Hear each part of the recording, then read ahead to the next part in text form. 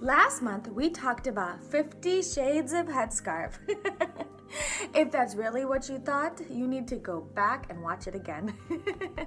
Because we actually have been talking about food and insulin resistant.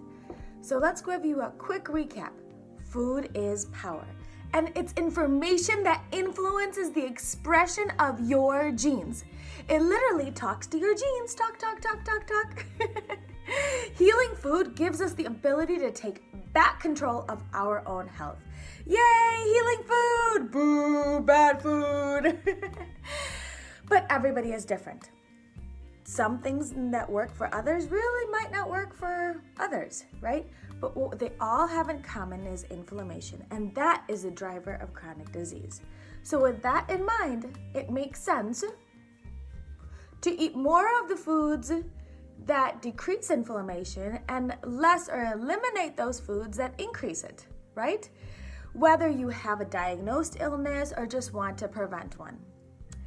So for that, I recommend adopting an anti-inflammatory approach to eating.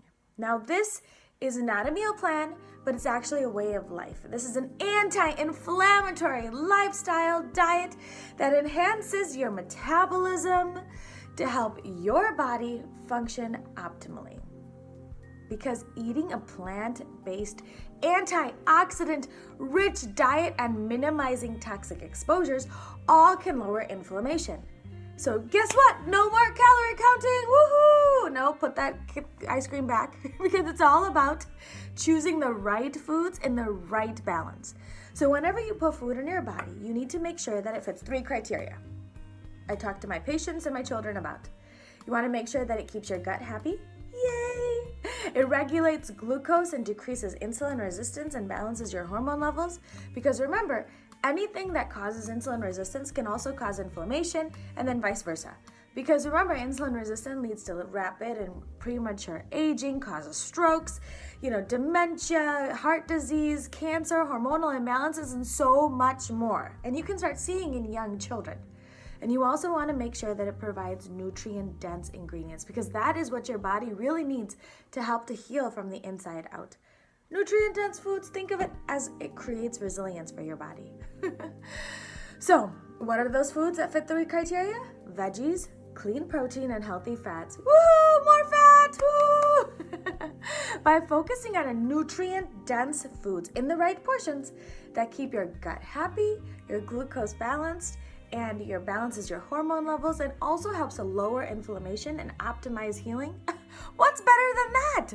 So when hunger strikes, remember, you don't want to focus on the foods you can't have because believe me, you're going to want them so much more. And don't listen to those pesky bugs because remember, those pesky bugs are actually manipulating your mind and your cravings as they're changing this neural signals along the vagus nerve that alters your taste receptors to make you crave those foods that will help them thrive. So no, we're not listening to that gut bacteria. We have to listen and focus on the foods that we can have. And I swear, there's so many. So remember, every time you're hungry, you want to make sure you go down this checklist of the foods that need to be on your plate before you even consider or think about eating anything else. So, what are those foods, right? Because if we eat the carbohydrate first, we actually deprive our body of the nutrient-dense foods that it really needs to function optimally. So again, each meal needs to contain a balance of vegetables, clean protein and healthy fats, adequate nutrition, have fruit for dessert. So again, we need to focus on what your family can eat, right? And because there's so much variety, there's so much delicious combinations, and they're all mouth-watering and healing foods that can make you the best that you can be. And you can never get bored because the options are so endless. So remember, let's get started. Veggies, protein, and clean protein and healthy fats. Yay, we need fat! Let's get our fat on.